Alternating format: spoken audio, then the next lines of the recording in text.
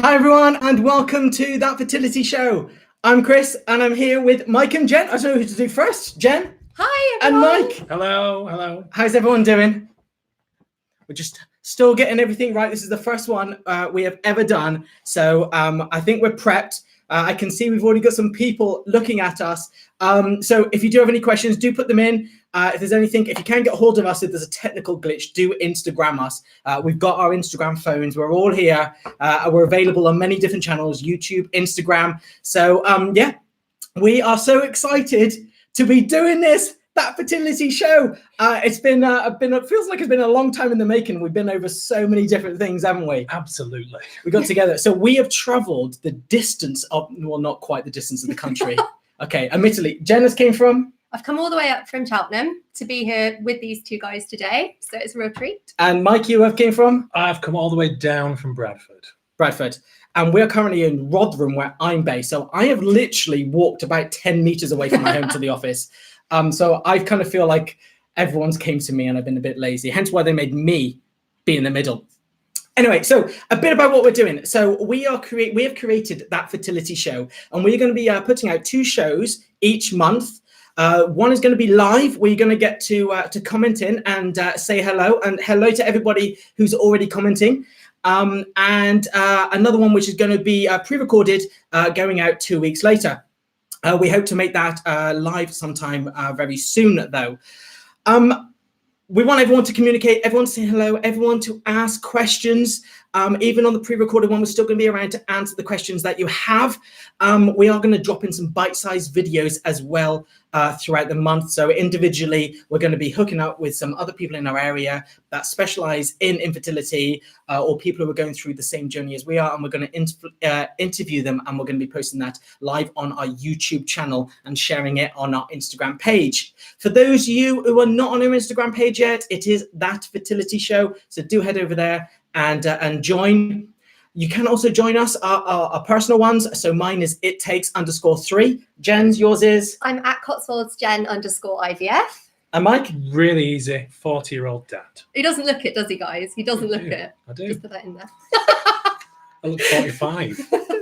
He is the oldest of us all. He is. I'm the youngest. I'm the oldest, full stop, Oh. in everything. Some say the wisest. Some say the wisest. Anyway, so we're going to be adding a lot more to it, and you can get access to us. You can ask any questions that you might have on our Instagram or our YouTube. But anyway, on with today's show. Today's show, we are going to talk about our lives, really. What has got us to this point? The journey that we've been on, and the information that we've gained and the struggles that we've had. Hopefully, giving you a bit of knowledge about us will set up for future shows, so you understand about where we are, how we got here, a bit of experience. They are reading the comments coming in. I can't. I'm going to be professional. I can't read the comments and present at the same time. It says that lovely Mike looks a little bit like Simon Rimmer off Sunday Brunch. I'll accept that because I quite like cooking, but cottage cheese and lasagna, Simon Rimmer, is a no-no. I'm sorry. I don't know who that is. Do I need to start cooking more? It was the guy that looks like Mike. Sunday Brunch, Channel 4. Presents with Tim Lovejoy. In fact, you could actually be the Tim Lovejoy to the Simon Rimmer. I'm normally playing hockey on Sunday mornings. Oh. I don't watch that much TV. It's a good way of promoting a show to say you don't really watch TV, by the way. Ignore him. He doesn't know what he's talking about. Cottage cheese is the work of the devil. I like cottage cheese. Louise, do you know I had such a crush on Louise Redknapp when I was younger. I heard. I still do. Do you? Yeah. I heard when when I was in high school that she went and visited one of the pupils who was a huge fan. Surprised him one day, so my attendance was 100% because I didn't want to miss the opportunity in case she came to me. That's amazing. Yeah. And did she ever come? No. Okay. Anyway, On with the show. we're going to be talking about our life stories to begin with. So let's open it up. Let's first of all, Mike. So today, what stage of your IVF and trying to conceive journey are you at, and kind of how long you've been doing it? Okay, so I have been married to my wife Helen for coming up on 12 years. We started to not be safe not long after the wedding. Nothing really materialized from that, but you know, it's fine. Early 30s, you don't really worry about that kind of thing. And then about 4 years ago, it was a little bit of a, right, yeah, there's something going wrong here. So we both toddled off to the doctors, ended up with Dr. Beckett in Bradford and went through 1.5 cycles. The half was a failed cycle where we got halfway through and there just wasn't going to be the harvest that they'd imagined. Second one, they just was like, it's your one go, so go for it. That didn't work, and we ended up in Spain last year. We ended up at Institute Bernabeu, and I have a 7-month-old daughter now. Congratulations! Yeah, she's very, very cute. Yeah. Called Piper Matilda Harper Hunter. Best name ever. Yeah. It's basically taking all of the best names and putting them all together into one ultimate name. So nobody else good. can use any of those names now. Can you tell Mike is actually an actor, and I think there's a bit of a stage name going on there, wasn't it? It's quite, you know. Yeah, I wanted her to have a really good choice. I quite like the alliteration of Harper Hunter as well. Yeah, it's a good name. Like it. Yeah, love it. It's a good name. So, kind of emotionally, where are you now? Emotionally, I am tired. Lot less tired than my wife, but it's one of those things where I was 12 months ago, when I'm really eagerly anticipating the birth of a child and knowing what we'd been through to get there, and then I'm now here faced with a whole different set of challenges and a whole different set of emotions, and it's just as intense and just as draining, but all the same, there's a big positive to it. So yeah, different, stressful, lovely, tired. Baby's amazing. Yeah, pleased to be this side of it. Brilliant. If you, by the way, let us know about sound levels. As I said, we are, this is the first time, so we are getting all the technical bugs glitched out. So make sure you can hear us. If you can't, let us know. We can always turn up the volume. Just trying to get a bit of technical information in there as well. Great to hear a true Northerner on this topic. Do you know the weird thing about this panel is we're in Rotherham, and these two are the Northerners. Yeah, Northern family, Northern, and I'm the Southerner here. You are proper softy Southerner. Yeah, I'm the Southerner. Shandy pants, as we like to say. Jen, should we? Moving on. So I am actually a first generation Southerner. My family are all from Yorkshire, so I feel very much at home here. So thank you for inviting us to Rotherham, which is the place to be. Yeah. So our TTC journey, so TTC trying to conceive, we're assuming everyone who's watching this is in it, aren't we really? So we will use those abbreviations. If you don't know, just message and be like, what are you on about? And we'll go back over. So TTC, trying to conceive, since I got married, a little bit before, but we don't tell my mum that because, you know, no one does that before they get married, do they? Watching. She might. Sorry, mum. So yeah, we've been trying to conceive for 3 years, and pretty early on we decided actually to go and see a doctor because we thought, actually I have a history of endometriosis. Again, if you don't know what that is, at some point we will cover things like that. But it was always suggested that we might not find conceiving easy. And so after only 6 months, we went to the doctor. Because of my age, because of the history of that, they did refer us quite quickly to see a consultant for an IVF consultation. And it was advised that we proceeded straight to IVF via Clomid. Now, Clomid is a beautiful drug. I don't know if either of your partners had the joy of Clomid. It's meant to kickstart ovulation, and it kickstarted ovulation in me, but also a complete desire just to drill my brain out of my head. It really didn't go well with me. So I went back after a couple of months of Clomid and said, no, not for me. And so proceeded within 6 months of my initial consultation to start IVF. So we've had 3 rounds of IVF.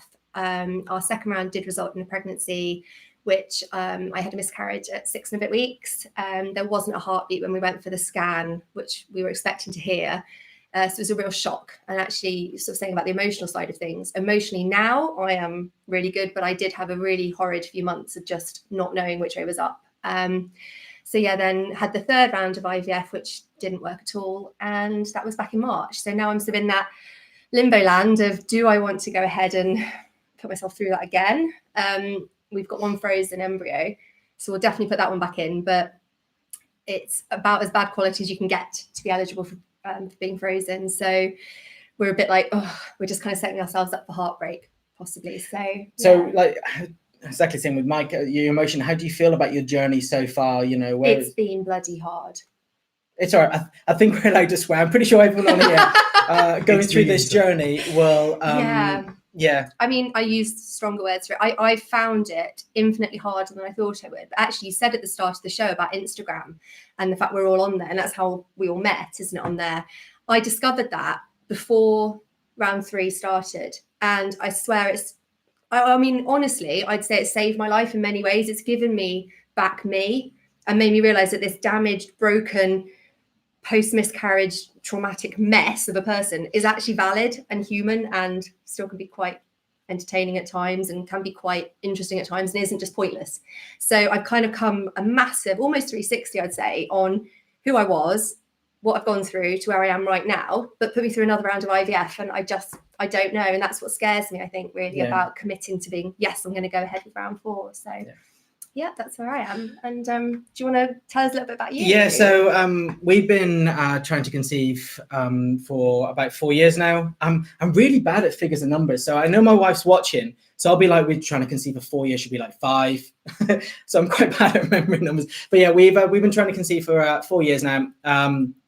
And we've had 3 rounds of IVF. When we first started out, it was actually, we had that, my wife had that dye test.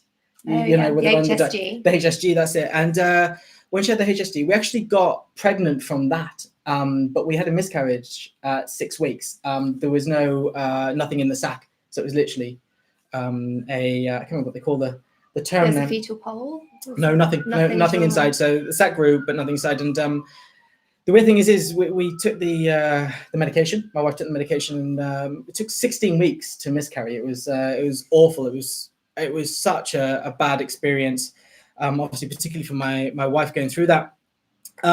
We then had 2 rounds with the NHS. Sorry, we had an IUI. We had an IUI first, which didn't work. Then we had 2 rounds of IVF, which didn't work. And then we decided to go to London. So we had our next round at London. We went down there and, with that round, we managed to get pregnant. We had 2 embryos put back in. And from that, we got twins. But again, unfortunately, miscarried at 9 weeks. So after the heartbeat, they had a chromosomal issue. So they were never going to survive past that 9-week stage. So both embryos didn't stick. It was just the one, and divided. Kind of feels a bit weird, really, isn't it? You've got 2 embryos in, and then one doesn't stick, but the other one goes, well, it didn't stick, so we'll double up, kind of thing. It was kind of weird.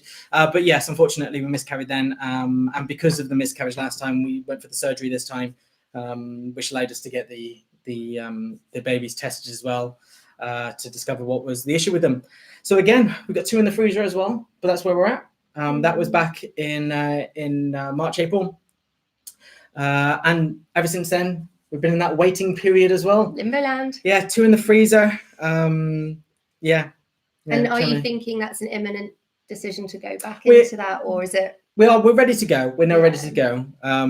It is, again, the cost of things. And the emotional impact, I guess. Yeah, the emotional, it is difficult. And, we run our own business. So it's me and my wife run together. It's trying to figure out how to fit that around everything so we don't lose business and money, and trying to afford the IVF. And we're in London. We've gone to London. The reason we went to London, most expensive clinic in the UK, apparently. I would know that because I went for consultation there myself and went, no. It's kind of, I'll explain a bit more in a minute about why we went there, but we went there because the procedures were slightly different, and we thought, and we had a feeling that we needed that different approach than what the NHS could offer. The NHS is still brilliant. I love the fact that the NHS can do it, and I really feel bad at the moment. I'm awful for the fact of what Cambridge and Peterborough CCG are putting people through, but just thankful that up our end we were able to get 2 free rounds on the NHS. So for everyone abroad, obviously the NHS is very good with allowing us a couple of cycles in certain areas. It's very inconsistent. They talk about the postcode lottery of it. Yeah. So where I live, I got 3 cycles, which at my age, I am 38. At my age, I wouldn't be eligible for in many different areas. I wouldn't be eligible for 1 round, let alone 3. and other people that live in the next door village practically are in a different area, so you've got one cycle. Yeah. It's so unfair, but that's something for another day, maybe. It's true, yeah. But we are going to be covering that. As I said, there's so much we want to cover and so much that we want to talk about. These shows are only half an hour long, and we debated on whether the time we said originally 20 minutes. But like we've only just introduced ourselves and we're already up to 15. We're halfway through. Yeah. We're halfway through. And there's still so much more we want to cover. So we made it 30 minutes. But again, we want your feedback to let us know whether the shows are too long or too short. And with all the other stuff that we're going to be talking about. And we're going to theme it each month. So, this month is all about gaining knowledge, our knowledge, how we gain knowledge and passing on to you where you can find the knowledge. So back to that, Mike. Let's go back to your journey and talk a bit about your journey. When you started out, how did you feel? Kind of like, was there information to hand? Were you able to grasp it? Or kind of, did you just feel isolated and alone? We were quite lucky that we had some close friends who'd gone through an IVF journey, who were quite open about it with us. They weren't very open, or I don't know. I don't know if they were very open with everybody, but I know they were very open with us. Not through any kind of way of trying to give us information, but they just wanted to talk about it, as I think people do, So we kind of had a little bit of an idea of kind of, right, well, we need to go and get this test, that test. So let's go to the GP and we'll do that. We knew of Dr. Beckett in Bradford because it was the same doctor who our friends had had. And so we got a letter saying you are eligible for IVF. Here are the consultants which are available to you. And there was Halifax, there was Manchester, there was Bradford. Dr. Beckett was in Bradford. So we went, well, we know her. They obviously, our friends, have had a success, so let's go there. So we went there to the BRI to start with, and the clinic later moved to the Yorkshire Clinic, lovely building. Went to the BRI, and in our first consultation, Dr. Becker, that is, literally just said, I wish you'd come 2 years ago. The margins are so small that I could have done a lot more for you 2 years ago than I can do right now. Which is really hard to hear. It is, considering you hear stories of people who conceive into their 40s and stuff. And so that urgency was never with us. We never had that urgency. We kind of got to a point where we thought, maybe we might need a bit of a helping hand, thinking we were on the start of a journey rather than scrambling to get something in before it was too late. Do you think if infertility was bigger in the news and bigger in social media, you would have known about the situation sooner and jumped on the... Absolutely, because I think there is this myth that when you see celebrities conceiving in their 40s and 50s, that it's fine, and you just assume that they've used their own sperm, their own eggs, and it's just been a quick round of IVF just to help the swimmers on the way. Or even naturally, isn't it? A lot of people don't say that they've had IVF. No. And the reality is that, actors like Anthony Quinn, who was fathering children into his 70s, kind of men have this idea, I can be fertile forever. And you can't. You have the exact same ticking clock as women do. And your sperm will just swim in circles, will get smaller, will just be idiots like mine are. There's none of them and they're idiots. And that's a really frustrating thing, because had we known that ticking clock was there for both of us, I think we'd have probably gone 5 years earlier. Mm-hmm. And I would be the father of a 6-year-old rather than a 7-month-year-old. Maybe 2, who knows? So yeah, that's a really frustrating thing, which is what prompted me and my wife to be very, very open with it. And we would, like, anybody who would ask, are you wanting a baby? Yeah, but we're infertile. We're going through IVF.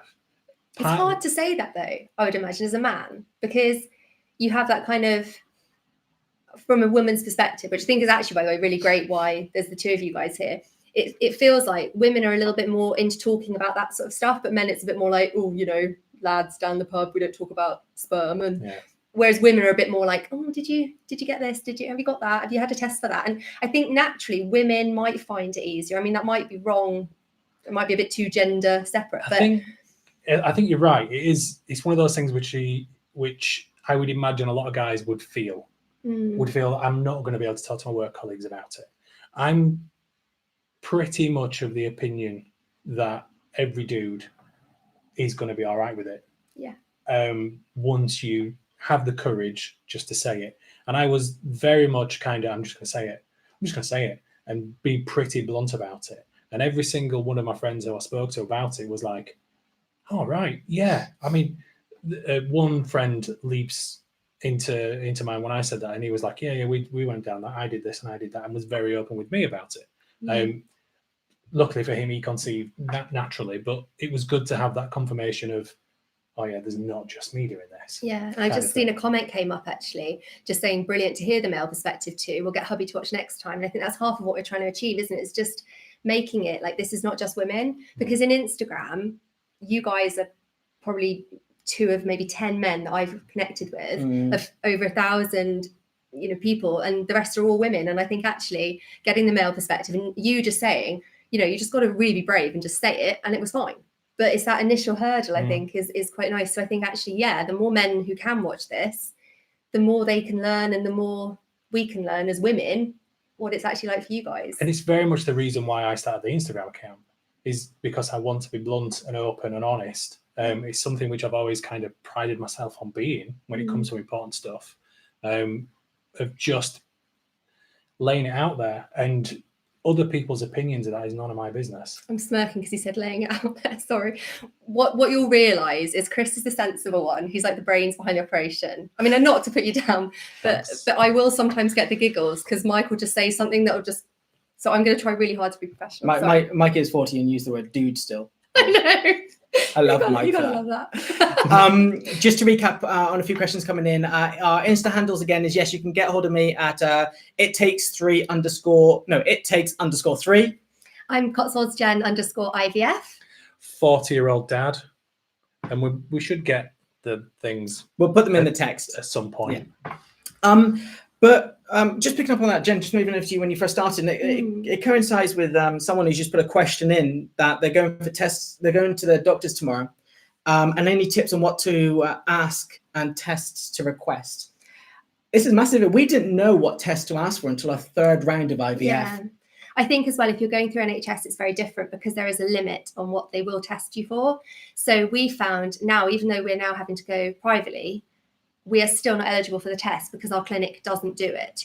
And then you're in that position where you have to then potentially look at new clinics. As I said earlier, I went to the same clinic in London because they do all those tests. The main thing I would say from my perspective is if you haven't had an HSG, which is where the tubes get tested with dye, if you haven't had a laparoscopy or a hysteroscopy, so the laparoscopy is the incisions where they actually put a camera in through your tummy and look at what's going on in there. The hysteroscopy, which is the little camera that they put up your girly bits and have a little look around. There can be adhesions, there can be fibroids, there can be all sorts of things like endometriosis lurking within your uterus. So one of the things I would say is asking your doctor, is it worth having an exploratory laparoscopy to rule out anything being in there, or equally a hysteroscopy? They will be able to refer you for that on the NHS if they believe there's a possible concern, but it's not something that I was ever recommended. So I've been through 3 rounds of IVF, and then the minute I was going privately, my consultant suggested I had a hysteroscopy, which discovered I had adhesions in my uterus at the base that could be preventing implantation. So it's one of those things, you kind of bolting the gate after the horse is gone. I've had my 3 rounds. So that's something I wish I'd known to ask. I had a laparoscopy. I've had 2 actually, and neither of them went into my uterus and discovered this because they were looking externally for endometriosis, which was found and removed. So that would definitely be something I'd ask for, that you are eligible for in the NHS. Other tests, I mean, it depends whether they believe it's a male factor, whether it's a female issue, if you already have a known history of something like endometriosis. But you will find that your clinic may not offer the tests. So for me, on the male side of things, obviously we had a sperm count. That was one of the main things which was done on the NHS. So see how many I had. Now, I had above normal amount, but also above normal morphology. So, ones that were misshaped and completely useless. So, I was kind of overpopulating useless ones. And actually with it, just diet changed that. Yeah. It brought it back in line. Yeah, that's my experience. I had you're supposed to have like 15 million per milliliter or whatever the dimensions are. I had 2, and they were all idiots. No caffeine, no sugar, no alcohol, and it wasn't perfect, but I had loads. Yeah. The other thing that we had an andrologist in at a meeting, a support group meeting that we'll talk about in our following shows. Fertility Network organise them, and they get specialists in, and he was saying that actually a high number of men are now struggling with their sperm because of the amount of protein they're having, and it's full of whey, and obviously whey is a byproduct of a cow which is designed to breastfeed, which means it's full of, I mean, it's udder feeding, but they call breastfeeding, which means it's full of female hormones. So that can actually have a negative effect on sperm as well. So I think as far as the test goes, is having that sperm sample is one thing, but then often clinics won't then analyze it beyond going, you've got that many normal, that many abnormal.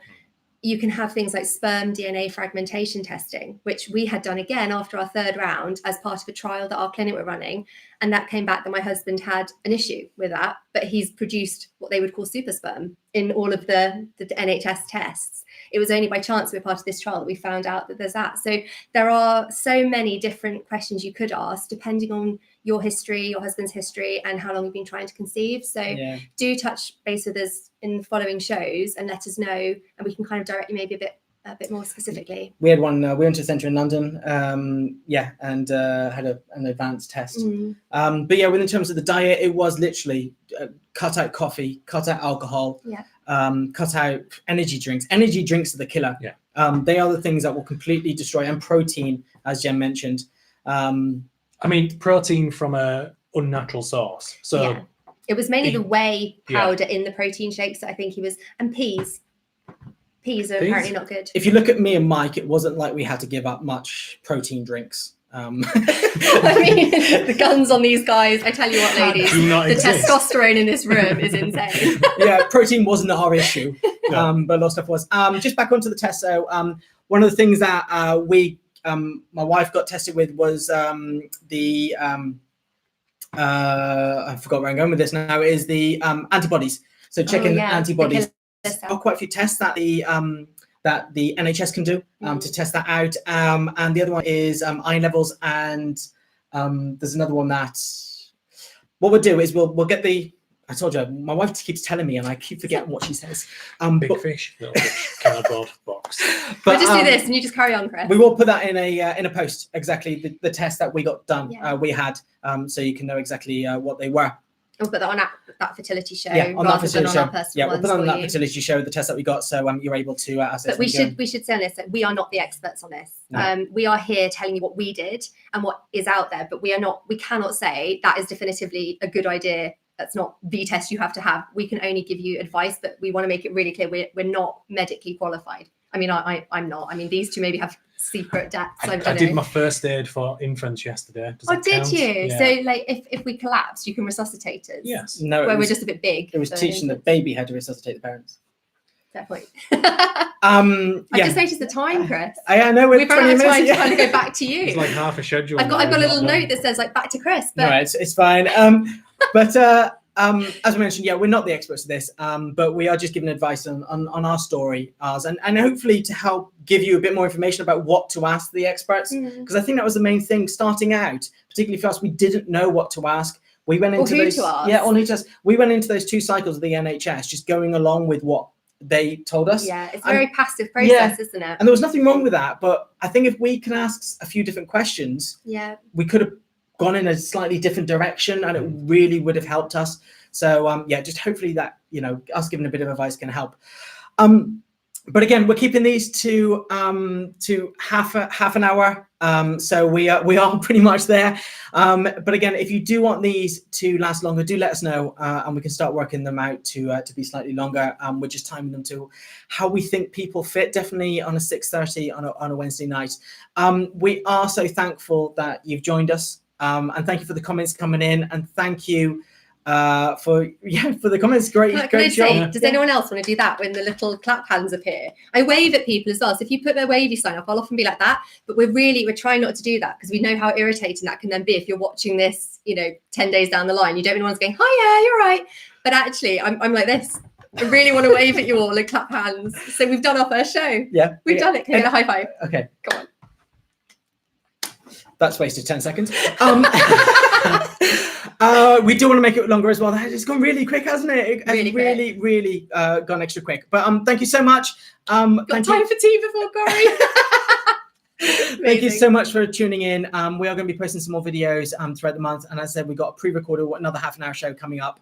And we will be on hand to answer any questions. But from us three, thank you so much. And for everyone that's tuned in, thank you. And everyone that's going to watch us on pre-record, thank you so much. But until next time, thank you. And have a great week, everyone. Bye. Bye.